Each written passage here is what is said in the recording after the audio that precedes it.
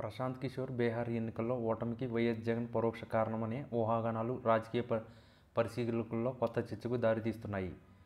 మాజీ ముఖ్యమంత్రి వైఎస్ జగన్మోహన్ రెడ్డి అనుసరించిన సంక్షేమ ఆధారిత రాజకీయ వ్యూహాలు, ముఖ్యంగా ఆంధ్రప్రదేశ్ ఎన్నికల్లో ఘన విజయం సాధించడానికి ప్రశాంత్ కిషోర్ బృందం అందించిన సేవలు, ఆ తర్వాత కిషోర్ తన సొంత రాష్ట్రంలో రాజకీయ రంగ ప్రవేశం చేయడంలో ప్రతికూల ప్రభావాన్ని చూపాయన్నది ఈ సిద్ధాంతంలోని కీలక అంశం. జగన్ విజయానికి కారణమైన ఫార్ములానే బీహార్ రాజకీయాల్లో ప్రశాంత్ కిషోర్ సొంత ప్రయాణానికి అడ్డంకిగా మారిందనే అంచనా ఆసక్తికరంగా ఉంది.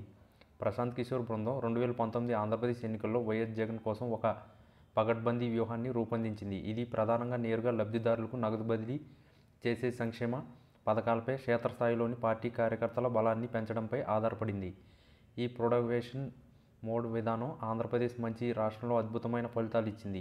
ఈ విజయం ప్రశాంత్ కిషోర్ వ్యూహకర్తగా ఉన్న స్థాయిని మరింత పెంచింది. అయితే బీహార్లో ప్రత్యక్ష రాజకీయాల్లోకి అడుగుపెట్టిన తరువాత కిషోర్ ఈ ఉచితాలు రాజకీయాలను తీవ్రంగా విమర్శించడం ప్రారంభించారు.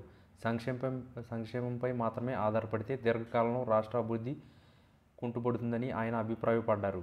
బీహార్లో ప్రశాంత్ కిషోర్ జన్సూరన్ ఉద్యమం ద్వారా స్వచ్ఛమైన అభివృద్ధి కేంద్రీకృత రాజకీయాలకు పిలుపునిచ్చారు. ఇది ఆంధ్రప్రదేశ్ రాజకీయాల్లో తాను ఒకప్పుడు విజయవంతంగా ఉపయోగించిన నమూనాకు పూర్తిగా భిన్నమైనది.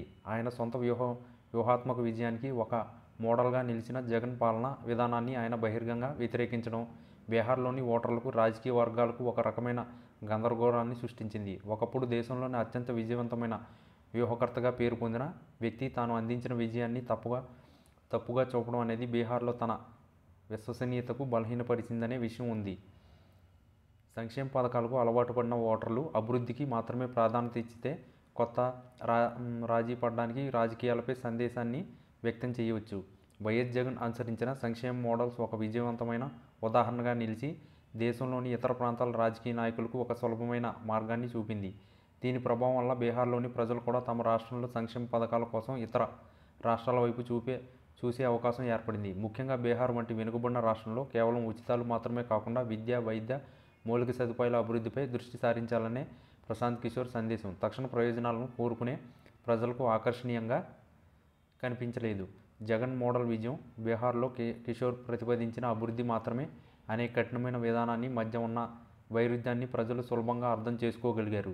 బీహార్ రాజకీయ నాయకులు సైతం ఆంధ్రప్రదేశ్ సంక్షేమ పథకాలు సాధించిన విజయాన్ని కంటిస్తూ సంక్షేమ వ్యతిరేక వైఖరిని అనుసరించిన ప్రశాంత్ కిషోర్ యొక్క జన్సూర్జన్ను లక్ష్యంగా చేసుకుని విమర్శలు చేసే అవకాశం ఉంది.